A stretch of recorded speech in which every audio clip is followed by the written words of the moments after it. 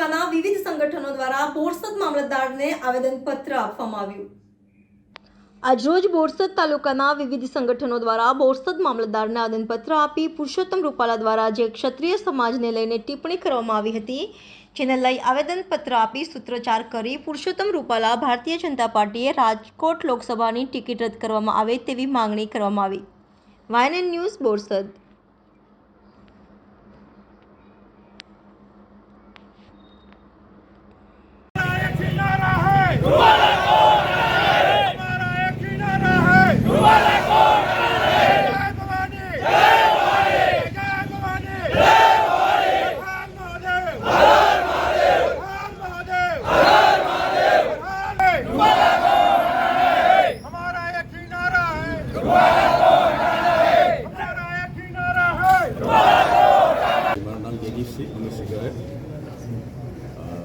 आज रोज क्षत्रिय समाज, ठाकुर समाज, हिंदू समाज, विदेशी जेटला बी संगठन है उपस्थित रहा है, बदल सौनो आभार व्यक्त करूँ छूँ।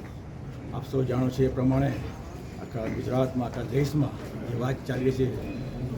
श्री रूपाला साहेबे जे निवेदन आप्युं छे, जे टिप्पणी करी है क्षत्रिय राजपूत ठाकुर समाजना बहन दीकरी विषयनी टूंकमां ए टिप्पणी हम सखत रीते वखोड़ीए छीए। टूंकमां अमारी मागणी है कि भाई इलेक्शन पहला एमनी टिकિટ रद्द थाय અને જો ટિકિટ રદ નહીં થાય તો આવનાર સમયમાં આનાથી બી ઉગ્ર આંદોલન થશે તેવી હું આપના માધ્યમથી અમે આ વાત જણાવીએ છીએ।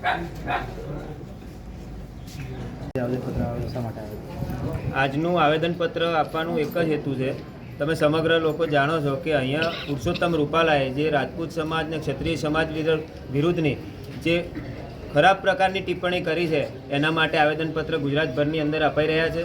એમાં બોરસદ તાલુકાની અંદર સમગ્ર ક્ષત્રિય રાજપૂત સમાજના સંગઠનો ભેગા થઈ અને આજે મામલતદાર સાહેબશ્રીને આવેદનપત્ર આપ્યું છે। સાથે અમારી એક જ માગણી છે કે તમારાથી જો એક વ્યક્તિની ટિકિટ રદ નહીં થઈ શકતી તો 562 રજવાડા ક્ષત્રિય રાજપૂત સમાજે કઈ રીતે આપ્યા હશે, એના અનુસંધાનમાં આજે આવેદનપત્ર આપ્યું છે। આગામી સમયમાં ખૂબ જ ઉગ્ર વિરોધ થવાનો છે।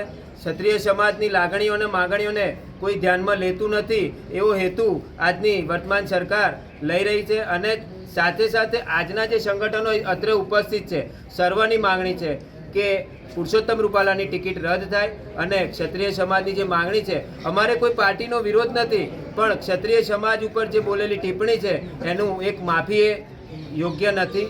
જે આવું ને આવું જો કોઈ બધા જ લોકો કરતા રહેશે તો આગામી સમયમાં ક્ષત્રિય રાજપૂત સમાજનું કોઈ મહત્ત્વ રહેશે નહીં।